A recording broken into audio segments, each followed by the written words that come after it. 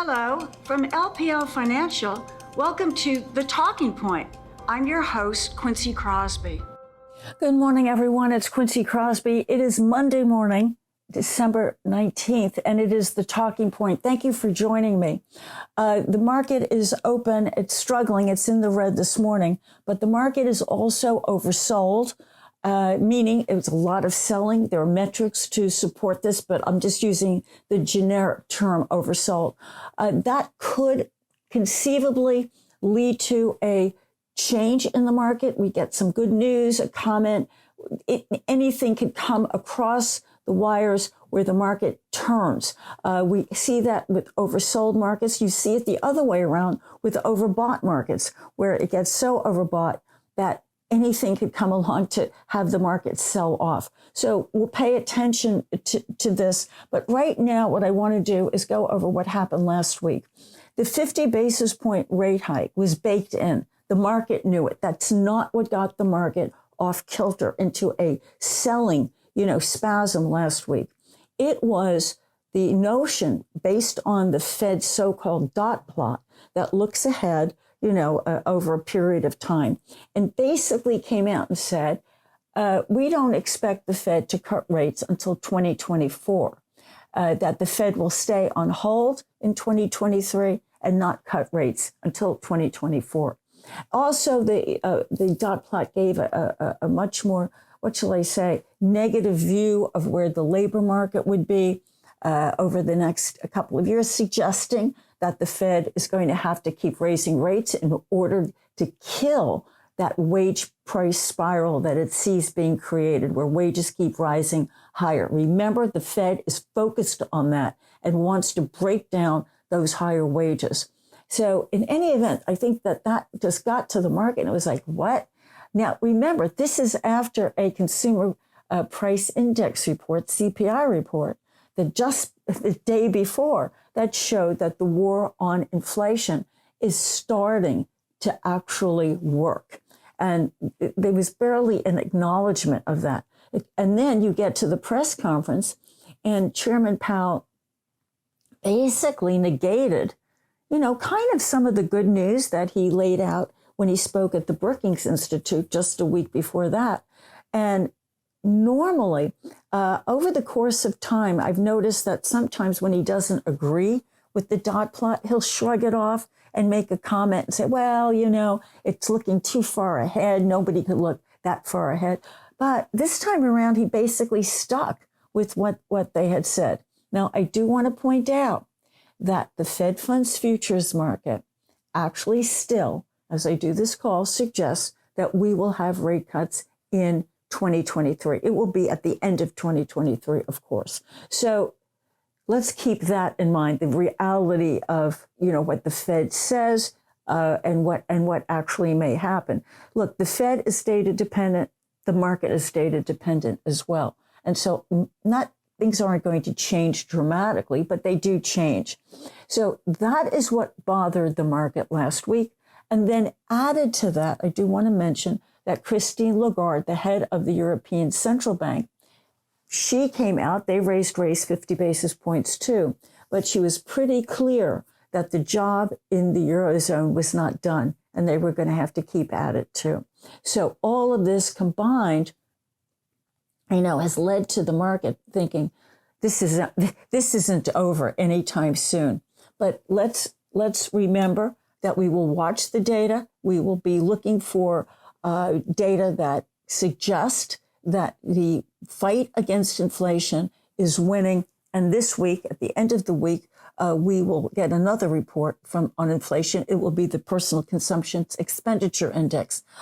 That's a long one, the PCE. And the expectations are that will also indicate a cooling in inflation. So please let's remember that happens to be the Fed's preferred index of inflation. And I think that is going to show, again, that things are cooling. But Chairman Powell was obsessed about the labor market and the need to break those higher wages, because, again, what happens is they feed into inflation because companies see wages as an input cost and will then just say, hey, we're not going to eat this. We will try to pass it along to the end buyer, meaning whether it's the U.S. retail consumer or businesses. This week, it's about the housing market. In a few minutes, actually, we'll get the National Association of Home Builders reports. We will tomorrow get building permits and housing starts. Wednesday will be existing home sales. And then on Friday, we'll also have new home sales. In between, we'll have the index of leading economic indicators. Let's keep our eye on that. We want to see that get less bad. Remember, less bad is important. It may be bad, but we want to make sure it's not as bad as it was for the last reading. You'll see that in the headlines, when it comes out. And then on Friday, we'll also have the durable goods orders. We are still seeing, I should point out, we are still seeing that companies are buying capital equipment. We call it CapEx, capital spending, and that's still moving higher. Last week, we saw that retail spending is easing. We saw the Philadelphia Fed survey, that's the manufacturing survey. Those numbers were coming down. The Empire Fed survey, that is the New York, New Jersey, Connecticut area, those numbers coming down. So the data overall are showing that the economy actually is slowing.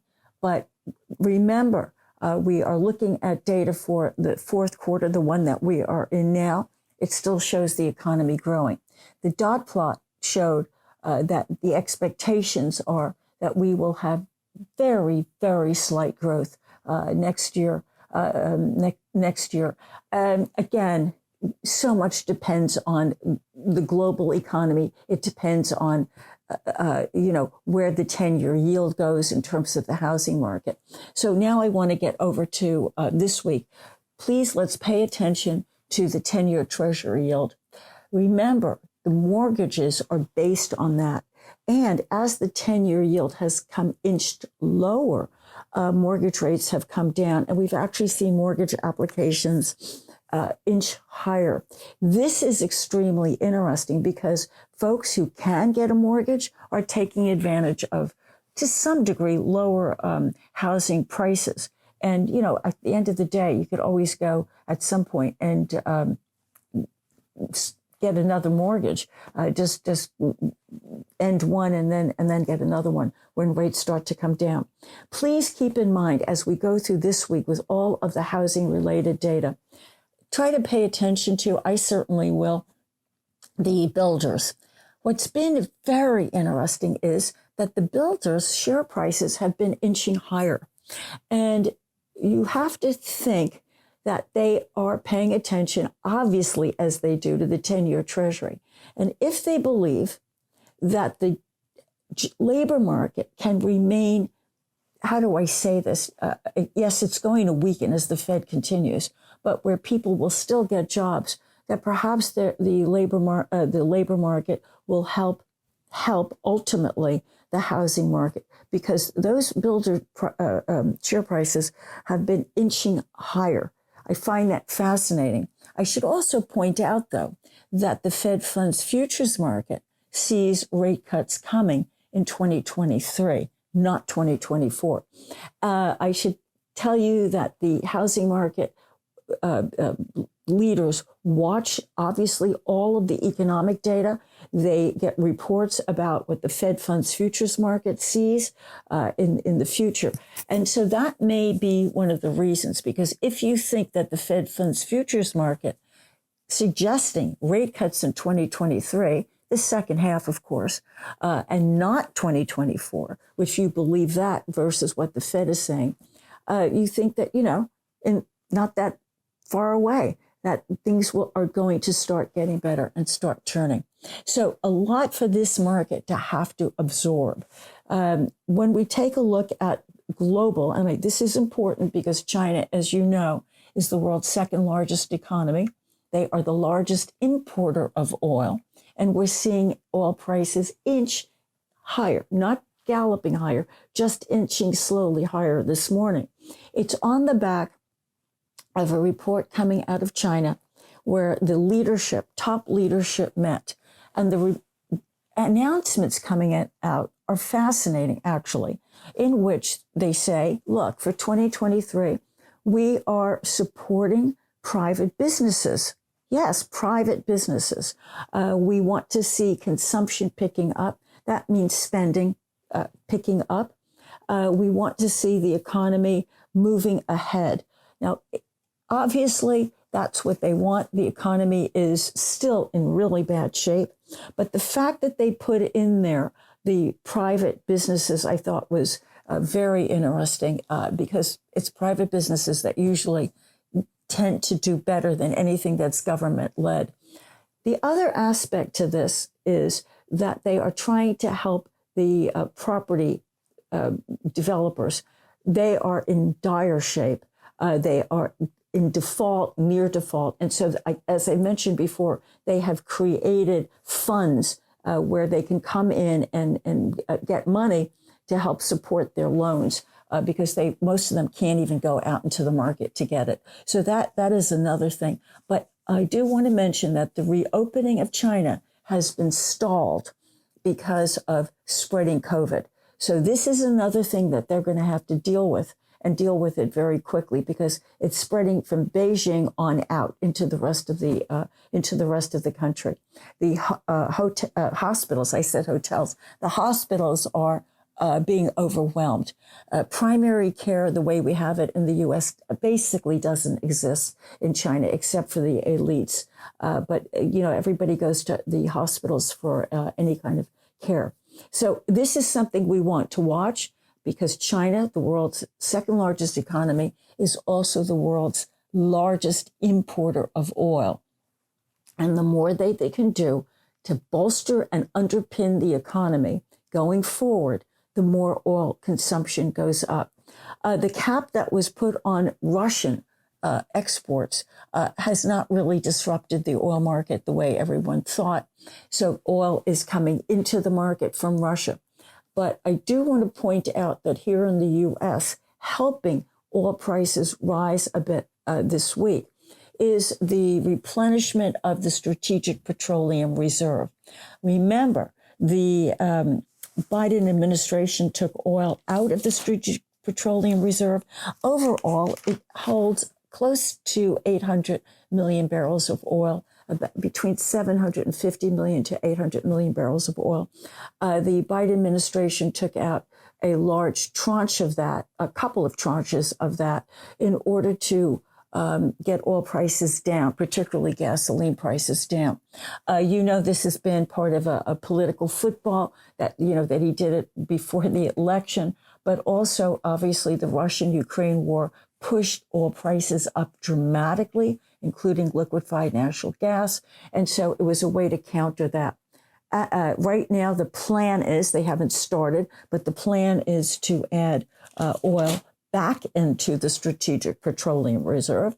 And why that helps push oil prices up is that, guess what? You got to get oil out of the ground or from some of the big oil companies, get it out of their, the Strategic Petroleum Reserve, and the administration will actually buy oil that some of the energy companies have. But all that does is it takes oil out of the supplies in inventory and into the Strategic Petroleum Reserve. This will take some time to do. So that also has helped. And also the leaking in the Keystone Pipeline has also helped push up oil. Remember something about any kind of commodity, but we always talk about it with oil and gas, natural gas. Any disruption of supply will push up the price. So the disruption of supply pushes up the price, and what also pushes up the price is any expectation for more consumption.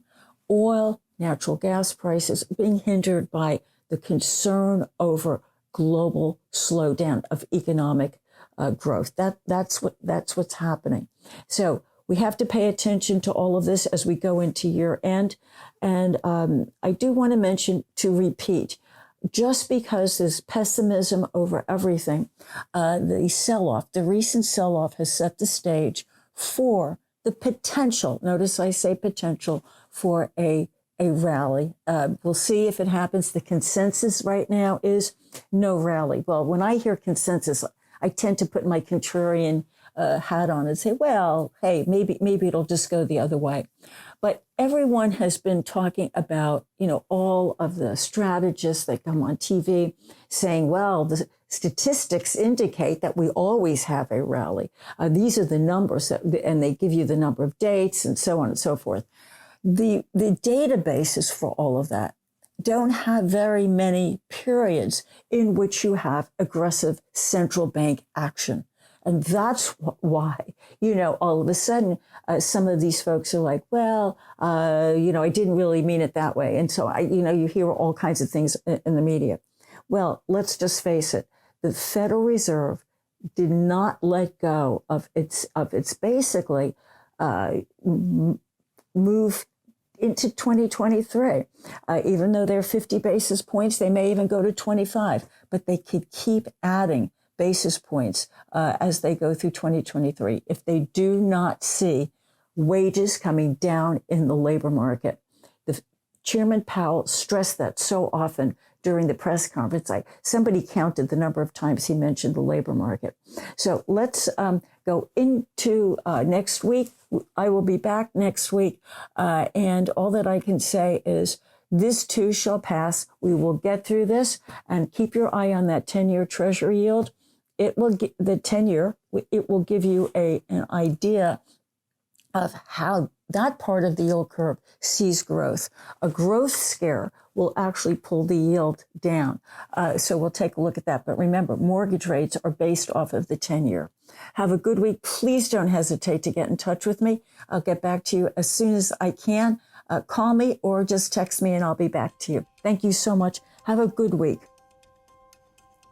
This material was prepared by LPL Financial. It's for general information only and is not intended to provide specific advice or recommendations for any individual. There is no assurance that the views or strategies discussed are suitable for all investors or will yield positive outcomes. Investing involves risks, including possible loss of principal. Any economic forecast set forth in the podcast may not develop as predicted and are subject to change. References to markets, asset classes, and sectors are generally regarding the corresponding market index. All indexes are unmanaged and cannot be invested into directly. Index performance is not indicative of the performance of any investment and do not reflect fees, expenses, or sales charges. All performance reference is historical and is no guarantee of future results. All information referenced in the podcast is believed to be from reliable sources. However, we make no representation as to its completeness or accuracy. Securities and advisory services offered through LPL Financial, a registered investment advisor and broker-dealer, member FINRA and SIPC. Insurance products are offered through LPL or its licensed affiliates. To the extent you are receiving investment advice from a separately registered independent investment advisor that is not an LPL affiliate, please note LPL makes no representation with respect to such entity. If your financial professional is located at a bank or credit union, please note that the bank or credit union is not registered as a broker-dealer or investment advisor. Registered representatives of LPL may also be employees of the bank or credit union. These products and services are being offered through LPL or its affiliates, which are separate entities from and not affiliates of the bank or credit union. Securities and insurance offered through LPL or its affiliates are not insured by the FDIC or NCUA or any other government agency, not bank or credit union guaranteed, not bank or credit union deposits or obligations, and may lose value.